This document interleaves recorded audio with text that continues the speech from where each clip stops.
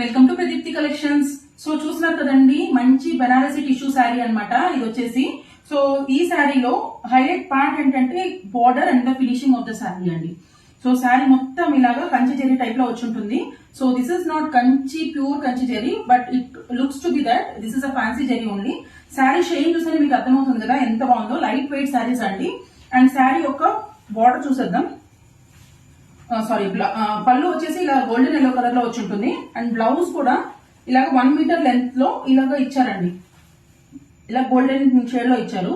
So ఈ combination అయితే చాలా చాలా బాగుంటుంది. సో దీంట్లో అయితే 5 కలర్స్ ఉన్నాయి.